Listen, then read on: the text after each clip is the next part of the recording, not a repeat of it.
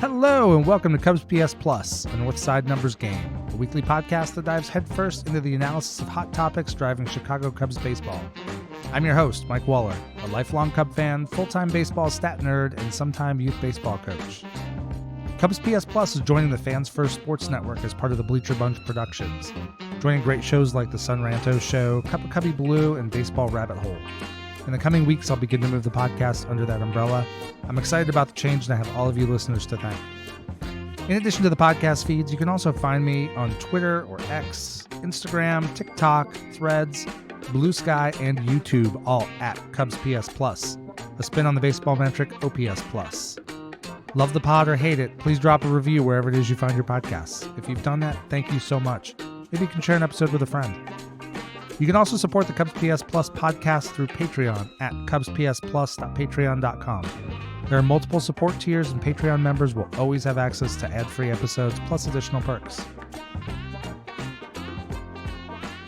Welcome into episode 57, the Rocky Cherry episode of this podcast. Rocky Cherry is an all-time great baseball name, and he pitched in 12 games for the Cubs in 2007. Today I talk about pitching, what the Cubs did well in 2023, where they struggled, and what they need to do this offseason to get better. Let's dig deep into velocity, strikeout rates, barrel rates, whiff percentages, and see what the numbers tell us. Are you ready? I'm ready. Here we go. So today on Sunday, the day I'm recording, it's been 7 years since the Cubs beat the Dodgers in Game 6 of the National League Championship Series in 2016. And that day, I think we all remember where we were. I mean, right over my shoulder, I've got the at last from when the Cubs won the World Series. But to get to the World Series, the Cubs had to get through the Dodgers, and the Cubs had to get through the playoffs. And in my lifetime, the playoffs was the time that everybody clenched up. That's why we saw 2003. That's why we saw 1984. Some years they weren't good enough. I think the Giants were better in 1989. I think clearly the Braves were better in 1998 when the Cubs got the wild card. I think the Cubs were better in 2007, 2008. They got swept both years, so there's really nothing close that the Cubs can really compete and worry about. When we go through the playoffs, up until 2016, everybody's waiting for the other shoe to drop. It was Leon Durham and Steve Garvey in 1984. It was obviously the Alex Gonzalez game in 2003. I won't even mention the other thing. But we get to 2016, and it finally seems like our year. The Cubs beat the Giants in the first round of in the division series, 3-1. That series could have gone 5. The Cubs had to make a big rally in the 9th to take the lead and get that game. Who knows? They come back to Wrigley for Game 5 in that series. It probably would have been Cueto again. Who knows what the Cubs do? But they won, and that's the important part. And I think going through that NLCS, the Cubs felt like the better team the whole time. There were some slumps. There were some times the Dodgers gave them problems, but it just felt like the Cubs were going to make it happen, which was a new feeling for me. And I won't spend too much time on it, but that day was really special for me. So we had really good friends of ours, next door neighbors, who got married that day, and we were going to the wedding reception that night. Game 6 of the NLCS. Cubs could clinch a trip to the playoffs to the World Series for the first time since 1945. And I'm at a wedding reception. There were some TVs there in the beginning. There weren't, but the groom was a baseball fan as well. They eventually made it on. But I'm hanging out with a buddy of mine, my friend Gene, who went to opening day with me this year, friend of the podcast, and he and I were checking our phones. My oldest son was home. He was almost 13 at the time. He was really invested in that 2016 team. And so he was watching the game, and he promised he would send us updates. And once the TV did come on and we were tracking the game, it was still, I never told my son, he was sending us the updates. And it was really cool and a really fun experience to see that game through his eyes. Like the excitement that he had when Wilson Contreras hit that home run off Clayton Kershaw, when the Cubs knocked Kershaw out. The Cubs just kept pouring it on and pouring it on. Kyle Hendricks pitched an absolute gem. And even though I wasn't watching the game, I really mostly watched that game through my kids' eyes. And it's a memory that'll stick with me probably for the rest of the time. And yeah, that set the Cubs up for that World Series run, which I'm sure maybe I record next week. Maybe it'll be the anniversary of a particular day, and we'll get into it again. But while we're on the topic of Kyle Hendricks, this episode is going to be all about pitching. I want to talk through what the Cubs did well this year, where they struggled. And while I'm not going to get into who the Cubs should add, that's plenty of discussion later once we start to figure out which teams picked up guys' options, which players picked up their options, and how things are looking. I think we can talk through at this point and look at what the Cubs did during the 2023 season and take a look at what they need, what they have, what they need, and the direction they should go in the postseason. But we'll start with Kyle Hendricks. So Kyle is reportedly working with the Cubs on a contract extension. So his situation right now is that he has a team option for 2024 at $16 million. And I think the way he pitched this season, it's a no-brainer to pick it up. He came back. I wasn't confident he was going to be back. He had the capsular tear in his shoulder. He hadn't pitched well in 2021. Towards the end of the season, he did not pitch well at all in 2022. And really after about June was just on the shelf. They were trying to avoid surgery. He did various things. He went on a throwing program in the offseason. But there was a guy who never threw hard and was also losing velocity. And as he described himself, he lost that difference between his fastball and his changeup. When he was younger and healthier, he could routinely push it up to about 90. He wasn't consistently living at 90, but he could get there. And he was living 87, 88. And his changeup would come in 82 to 85. But as the tear took away some of his velocity is down to 85, 86. And now his changeup's at not really an appreciable difference. And that he lives on that difference. Even if the difference is small, that subtle difference is what makes the difference between somebody squaring him up and somebody popping him up. Somebody hitting a hard line drive or somebody getting on top of it and beating a ball into the ground. And this year we saw that Kyle Hendricks was back. He could hit 90 miles an hour. Again, not consistently. He didn't live there. But he was hitting there, and he was consistently throwing 86 plus, which gave him that difference again off with his changeup to go off. So I think picking up that option is a no-brainer. I think we'll get into it, but every team going into every season needs to have 9 to 10 or more options who can start games for you. You're going to have your starting five. I get that. But there are always going to be injuries. The Cubs in 2022 put together a team, maybe could have flirted with 500. Maybe if everything broke right and they caught lightning in a bottle, maybe they could have made a run at a wild card. But they didn't because in the first half, nothing went right. Hendricks was hurt. Stroman was hurt. Drew Smyly was hurt. It was just everything. One pitcher after another had injuries or struggles, and while it got righted in the second half, it was way too late. The Cubs were out of the race early. And this past year, the Cubs came in with a deeper rotation. I think the bottom end was better than what they had last year. But now, as we head into 2023, it looks like, and again, Marcus Stroman hasn't exercised his option, but I assume he will. The Cubs have not made a move on Hendricks, but I assume he's either going to get that contract extension, which is likely to be, and the reason they would do the extension is not because they want to lock up Kyle Hendricks for some long term. He's not getting a 6-year extension at this point. But that option is for $16 million. What they will probably do is do a 2-year option or 2-year contract extension that gets Kyle Hendricks more total money, but maybe knocks that average annual value down to $10 to $12 million. So maybe a 2-year, $20 million contract, 2-year, $24 million contract. $20 to $24 million is more than Hendricks would get with the 1-year 16. But that maybe takes him into retirement. Maybe there's some performance clauses in there where if he pitches well enough or racks up enough innings, maybe there's a 3rd year that could vest, something like that. I wouldn't expect Kyle Hendricks to pitch any more than 2 to 3 more years, barring some major resurgence. If he's competing for Cy Youngs again, who knows? But at this point, I think Kyle Hendricks is a very solid back of the rotation starter who could fill that role on just about any team in baseball, no matter how good the staff is. He's a guy who has shown he can get outs. He's not going to dominate you most of the time. He's certainly not going to dominate you with strikeouts, but he can get outs. He's shown that time and time again, and he's a really good pitcher in big games. We'll assume he's back. The Cubs have Jameson Tyone under contract for 3 more years. Jordan Wicks looked really good at the end of the season. Now, he'll still be a rookie in 2023. There's no guarantee he makes the opening day starting rotation. And we've certainly seen guys before come in with some flash, have a quick start, and then fall back a little bit. Maybe that happens with Wicks. Maybe it does, maybe it doesn't. We have Javier Assad. He threw really well at times this year. He was nails in the World Baseball Classic coming out of the bullpen for Team Mexico. He just ate through the U.S. lineup, pitched really well there. And then during the season, he bounced roles, and that's probably going to continue to be his role. Javier Assad is a guy who can pitch out of the bullpen. He can be a long man. He can go eat multiple innings. He can spot start. He can even jump into the rotation and fill in for an injury and be pretty good. We'll get more into him. I think he's got a really unique profile, and he's a good example of what the Cubs have had over the last 5 years, while some other guys are maybe more of a example of the direction the Cubs want to go.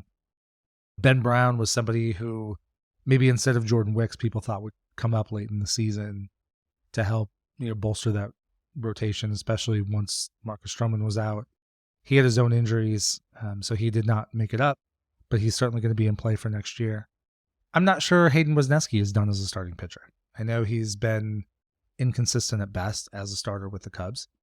He's shown some good things out of the bullpen, so I think the bullpen could absolutely be a solid role for him. But I think there's some things to watch for, and I think he could make a step this year and come back as a starting pitcher. But I think this year will tell the tale. Last year we were here with Keegan Thompson. Keegan had some injuries, regressed a little bit. We'll see what becomes of him. But he's no longer a starting pitching candidate. And even if Wesneski is largely out of the bullpen, he's still a guy who can come in, spot start after a doubleheader. If a guy's not feeling great and maybe the Cubs aren't going to put him on the IL to miss 2 to 3 starts, just going to miss 1 start, Wesneski's a guy that can come in, get the ball, give you 4 to 6 potentially. Cade Horton is another fascinating pitcher we're all really excited for. He is currently widely regarded as the number 1 pitching prospect in baseball at this point. Cubs drafted him in 2022 out of Oklahoma after a college career just loaded with injury problems. He came back his last year at Oklahoma and pitched okay in the regular season, but then just absolutely tore it up in the NCAA tournament, College World Series. He was fantastic. He has tremendous arm talent, major velocity, major movement on his pitches. And he's a guy who projects as a potential, literally staff ace. Ace in baseball ace, not just number 1 on a bad rotation. Like, he's a guy who could come in and dominate. He has flown through the Cubs system. He got up to AA by the end of this year. I think the big thing with Cade Horton is we're going to want to watch what the Cubs do with him in terms of workload. So he's a guy who already has a pretty significant injury history. So this isn't just babying a guy. Like, they really have to take that seriously and try to keep him healthy. And in college, he pitched 53 innings. So his last year at OU, he pitched about 53 innings. This year, the Cubs, across the 3 levels, he pitched 88 1/3 innings. So that's a pretty significant jump from 53, but 88 is not 150. And I wouldn't expect him to jump all the way up to 150. I don't know what the Cubs haven't said what their target is. I don't know what their target is. But judging by how they've handled guys in the past, my guess is they would probably target hoping to get him up to about 120, maybe 130 innings. That's about where Justin Steele was before this season. You get a guy, you're working back. And so what I expect to see, I would be shocked if Cade Horton is in the Cubs opening day rotation. You think back to what the Washington Nationals did with Steven Strasburg. And hopefully Cade Horton can be as good as Steven Strasburg was at his best. But hopefully he does not have ultimately the career that Steven Strasburg had with all the injuries. But what the Nationals got into with Strasburg when he came up, they were talking about pitch counts and inning limits on the season, but they were talking about that in May and June. So they had him up early as a major part of that team. There were a couple teams that could have maybe been playoff teams if they had kept Strasburg in the rotation. But they didn't. They were giving him rest. They did a couple minor IL stints, things like that. What I think the Cubs will do with Horton is certainly start him in the minors, but I think he might even start on extended spring training. Stay back on the complex, maybe through the month of April. At some point in May, get us signed up to probably AA, maybe AAA, and then go from there. So you've chopped a month off the season already. Start his season a little bit later, and then hopefully he can just pitch on a regular rotation through the end of the season. And then what that would do probably is he would get into game action in May, June. Hopefully if he starts in AA, maybe makes a move up to AAA, or maybe he just dominates in AA and they leave him there because you can call a guy up from AA. And then he might be a guy who's available in the second half to come up for the Cubs. And if he's pitching when the Cubs don't have a ton of injuries, maybe he's a guy that late in the season, as he's creeping up on 100, 110 innings and the Cubs don't really want him to maybe continue starting in the minors, maybe he comes up and pitches out of the pen. They'd be careful picking their spots, but certainly could use his elite stuff in his swing and miss to help in the bullpen. And there are also some others. Drew Smyly is a guy who was in the starting rotation to start this year and got off to a quick start. I don't think the Cubs have any plans on starting him next year. I think it's very clear looking at his career history that he's never really been able to successfully cross about 100 innings. So I think he's a guy who can spot start. Again, like I said with Assad, if he's in the bullpen and Stroman or Steele or Tyone or somebody has got some soreness or they got a blister or whatever and they're going to miss a start, Smiley's a guy that can do that without, if there's no IL stint, you don't really want to make a roster move, you just pull Smiley out and he can start and he can give you 4 or 5 innings.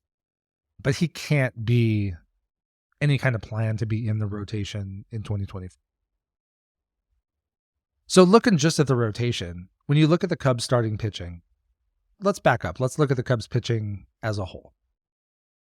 So when you look at this as a whole, across the board, I don't necessarily love ERA as a measure, but when you're talking about the entire pitching staff over the course of a season, it always washes itself out. Certainly there are some unearned runs, but when you look at the Cubs ERA, they were average. They were ERA of 4.09. They were 14th in baseball.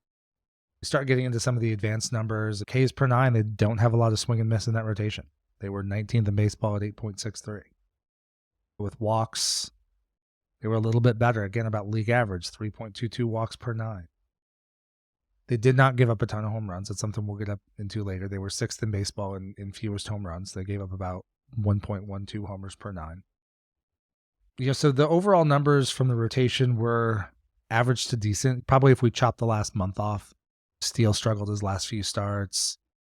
They had guys getting tired. The beginning of the season, they were really good. If we look at ERA minus, Milwaukee led baseball at an ERA minus of 85. So ERA minus is a stat where 100 is league average, but because it's got that minus on the back end of it, you want to be low. It's almost like golf.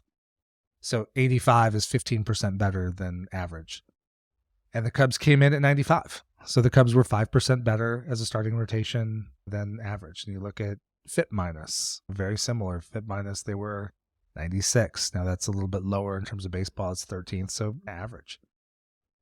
And if you look at expected FIP minus, they're the same place. They're 12th. They're 96th. So the Cubs, as a starting rotation, were a little above average, but there were lots of balls in play. Now with this defense, that can be a good thing. This year they had Cody Bellinger and Mike Tauchman in center field. Cody Bellinger was pretty elite defensively. Mike Tauchman wasn't as good, but he was pretty solid. Dansby Swanson and Nico Horn probably should both win Gold Gloves this year. They're both finalists. We'll find out later who actually wins the Gold Glove. But you put the ball in play against this defense, it was largely good. It usually wound up being good things. But where they're really missing is swing and miss. And now you look at this rotation, the Cubs don't have any say in whether Marcus Stroman comes back. They do have say in Kyle Hendricks. I still think the Cubs are going to look to add one starting pitcher, and that could come in a lot of ways. They're looking at Yamamoto out of NPB. He's going to be probably the hottest arm coming over. He's going to be the hottest arm coming over from Japan. He's got elite velo, great swing and miss, great movement on his pitches, and he's going to be in high demand. There are also possibilities that they go the free agent route, maybe sign Aaron Nola, somebody like that. So we'll spend a lot more time speculating on the who. But I think if the Cubs add a starting pitcher, and there's also opportunities to trade, so they could trade for guys that maybe have been rumored or guys that we haven't even thought about yet at this point in terms of trade. But if they do add a starting pitcher, I think they're going to add swing and miss. When you go through, I've got some percentiles up here I went through for this exercise, for this podcast, and I want to stick with percentiles. So this is where guys are in relation to baseball. So if somebody is 99th percentile, that's really good. That's top of the heap among the best in the game. first percentile year among the lowest. So we start right out. If we look at fastball velocity, literally Kyle Hendricks is first percentile in baseball. I think he was the second slowest pitcher in baseball. Still effective, but again, for velo, you look at the Cubs rotation, Hendricks is first percentile. Marcus Stroman is 15th percentile. Jordan Wicks and Justin Steele were 17th percentile. Smiley was 18th percentile. There's just not a lot of velo in that rotation. They had more in the bullpen. We'll talk about the bullpen in a few minutes. But then you get to, so they don't throw hard, so that they don't get a ton of swing and miss. And so when you look at the exit velocity, it kind of flips. So Kyle Hendricks was 98th percentile in baseball in average exit velocity. Javier Assad was 78. Smiley was also 78. Steele was 75th. So those guys, the Cubs put together a staff that is able to pitch to contact and not give up a ton of hard contact. Now, some of it starts to flip a little bit. You look at hard hit percentage, and for Marcus Stroman, he was 34th percentile. Some of that got skewed when he was clearly pitching hurt. He got lit up in a few games, his last stretch. But Javier Assad is a really interesting case. So when you start to line these up, he does not throw hard. He also does not give up big average exit velocities. Like I said, he's 78th percentile in baseball in average exit velo. But when you look at hard hit percentage, he's only 36th percentile. And when you look at barrel rate, he's 29th percentile. He gives up a good amount of home runs. He gave up 13 home runs, and over half of those were measured as no-doubters by Fangraphs, which means that they would have been homers in all 30 ballparks. And you look at the walk rate. Assad was 38th in walk rate. So it's inexplicable what he's been doing. His K rate is 33rd percentile in baseball, so bottom third of the league.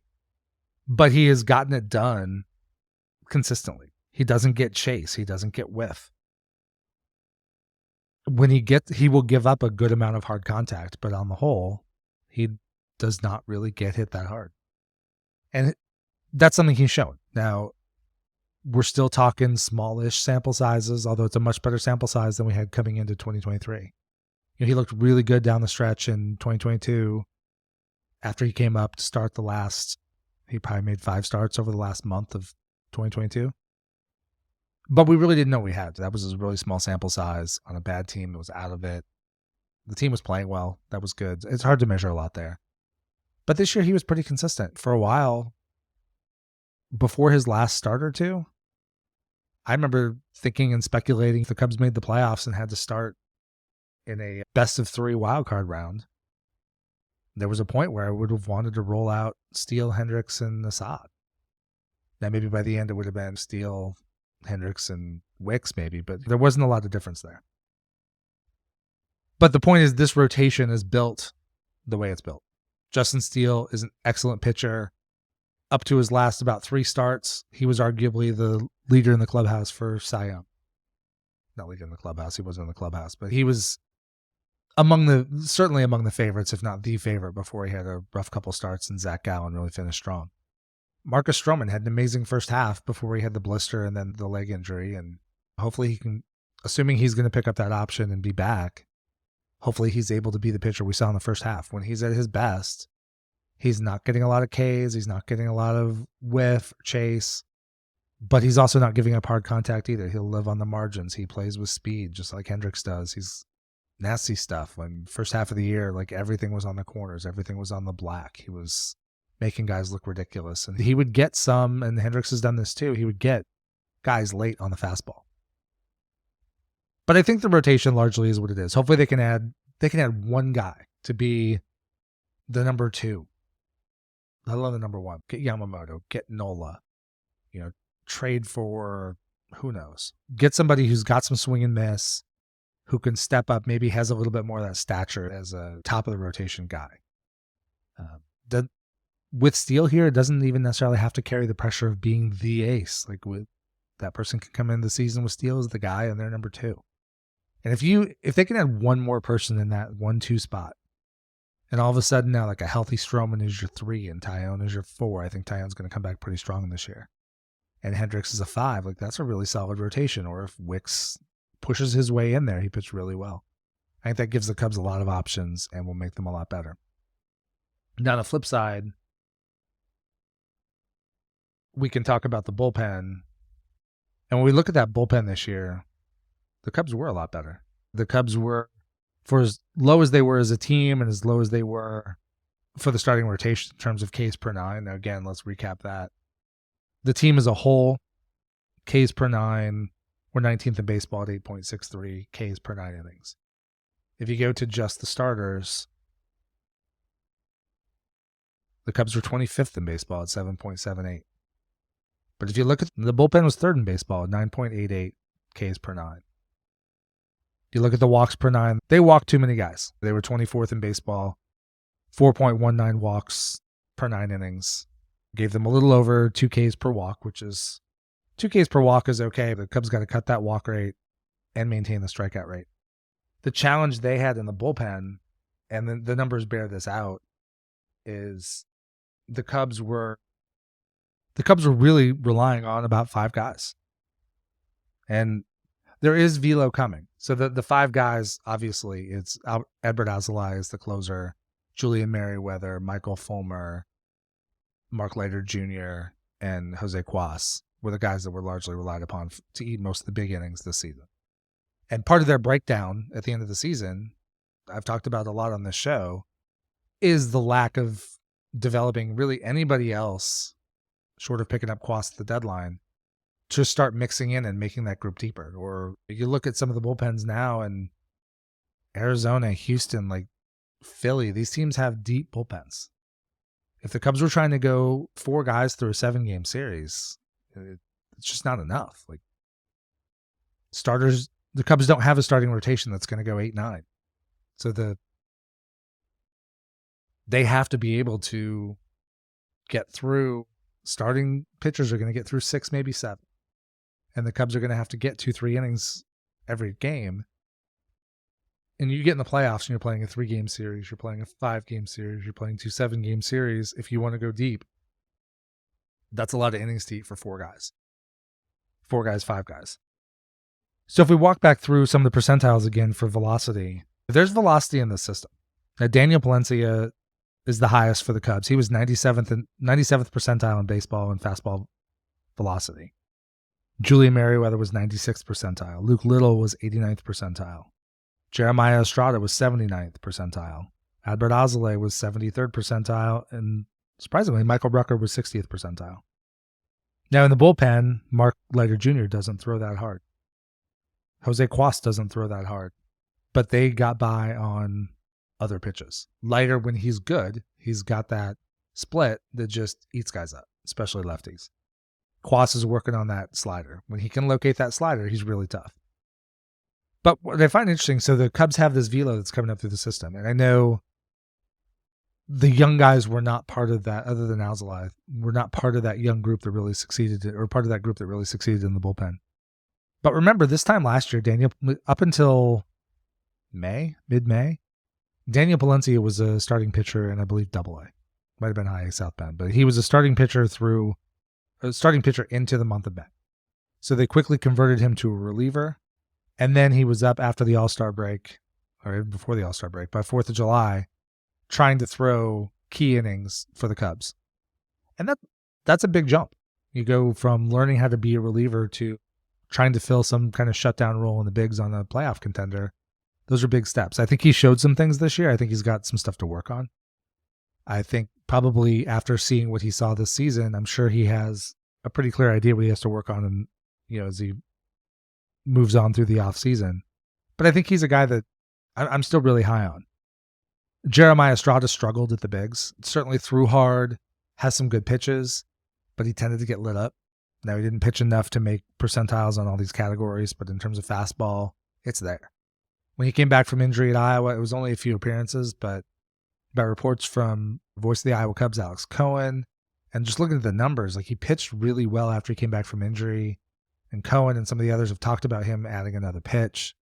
So he's somebody who I'm still pretty optimistic on long term. So hopefully he can be a guy. And Luke Little is a guy who showed some really good stuff towards the end of the season. He wasn't consistent enough, didn't throw enough strikes, but he's a big lefty who's got deceptive velo. Percentile in baseball is no joke.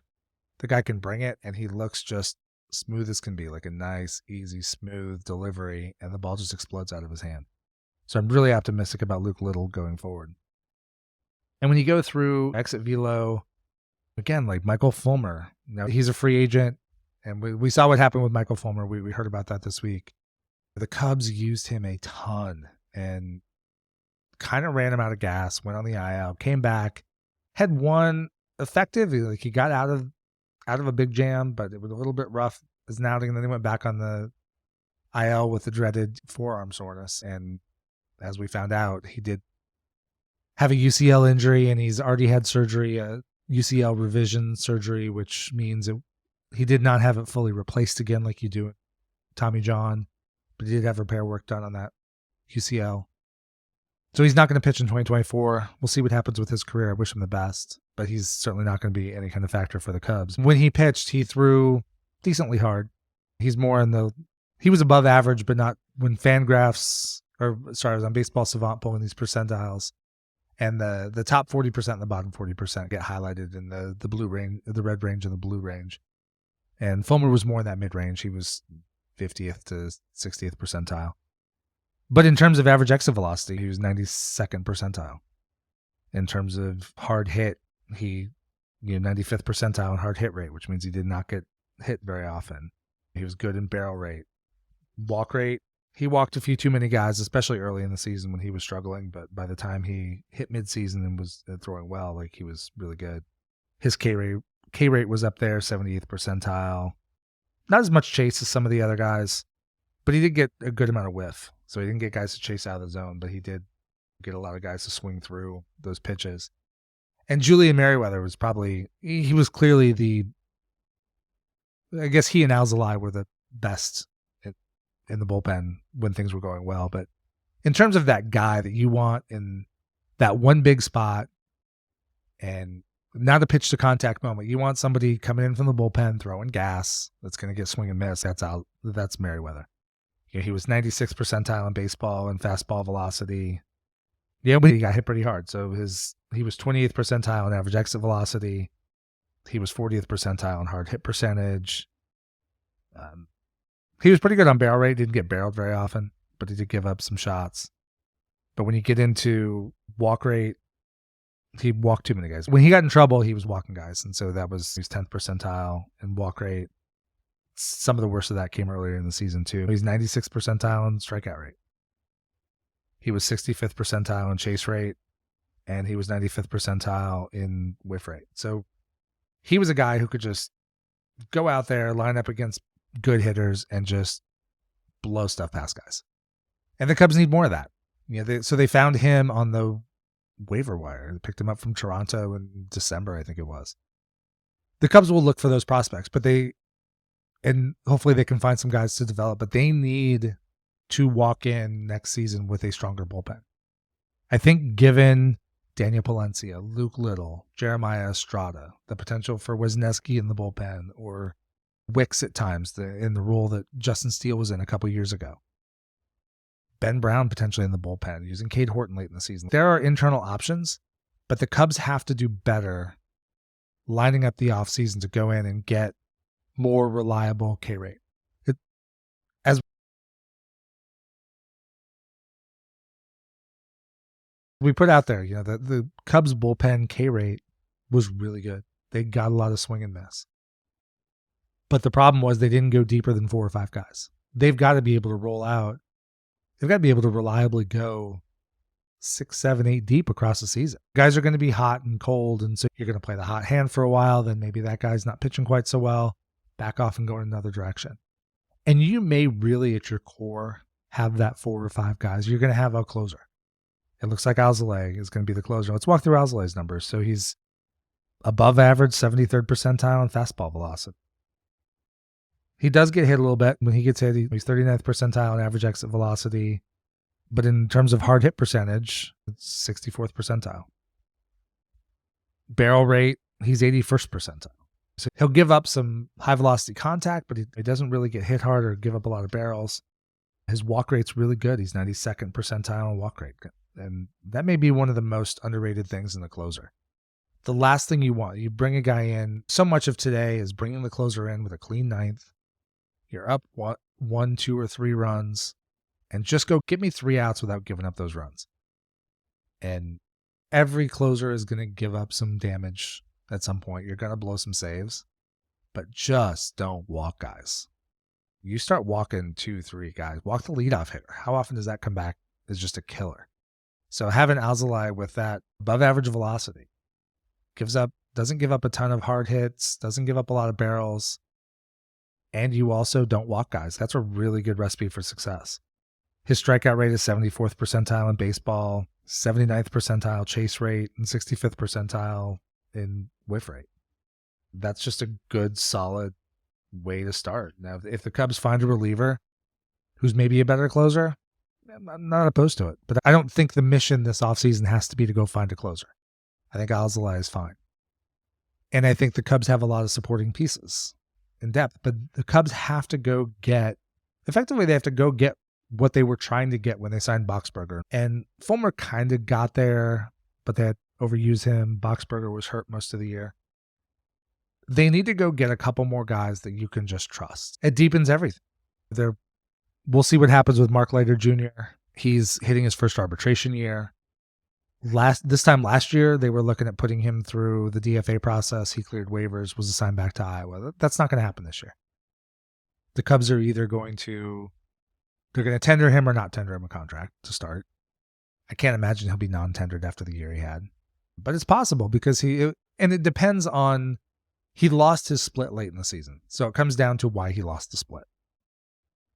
If he lost the split because he was tired, and now with a year off season, build up the strength, get used to throwing that kind of workload, and then also have a deeper bullpen where he's not going to have to make 70 plus appearances next year, that's great. Keep him, go through arbitration, do it, or tender him a contract and then maybe he winds up traded somewhere. There's almost no chance that the Cubs put him on waivers. I wouldn't put him on waivers actually, because they would either tender him or not tender him.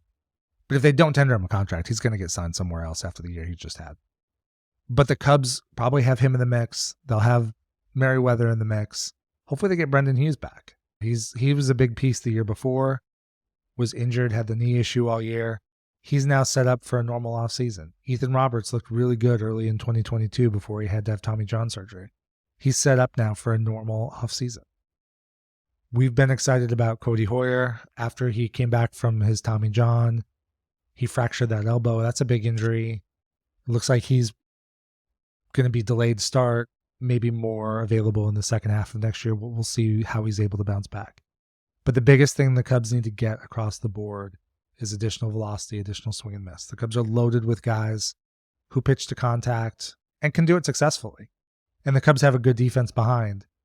But if the Cubs are going to get incrementally better, the difference in where the Cubs were, which was above average, obviously a really good run differential, we talked about that, but just missing the playoffs by 2 games, you got to get better. And they can't continue to overload that bullpen and rely on 4 or 5 guys. You've got to be able, even if you give up a couple games in the middle of the season, you've got to be able to go deeper. You've got to go 6, 7, 8 deep in the bullpen. And the Cubs were not there this year. So that'll be the task for next year. Add some velocity, add some swing and miss. Hopefully they can bring up some young guys and start having a steady stream of supplementing arms. Houston's done that really well over the last 7 years. There's always some rookie in their pen throwing 99 that is suddenly getting outs in the playoffs that we've never heard of before. That's where the Cubs want to be. It looks like they're moving in that direction, but they're not quite there yet. They're still going to have to go supplement with a couple of bullpen arms. So we'll see what they do, but keep watching the playoffs. And next week, I'm going to talk a little bit about offense. I want to break down the pitching this week, the offense next week, and then start to bring it together as we head into the offseason. So we're about a week away from being in the middle of the World Series. And when the 5 days after the World Series ends, that's when the offseason truly begins. That's when options get decided. That's when guys declare free agency. That's when teams are able to now bid on players who played for other teams this year. So a lot to come. We'll get into a lot of it. But thank you for being with me today. This is great. Thank you for joining me today. If you like this episode, please drop a rating and a review wherever it is you get your podcasts, or share an episode with a friend. Just a few seconds from you gives me great feedback and helps other Cub fans find the show. You can find me on Twitter Instagram, TikTok, Threads, Blue Sky, and YouTube, all at Cubs PS Plus. And check out the Patreon page, cubspsplus.patreon.com, to help support the show and keep it ad-free. This podcast is also now a part of the Bleacher Bunch Productions at the Fans First Network. As always, the music for this podcast comes from Prospect Park West by Jerry McCoy.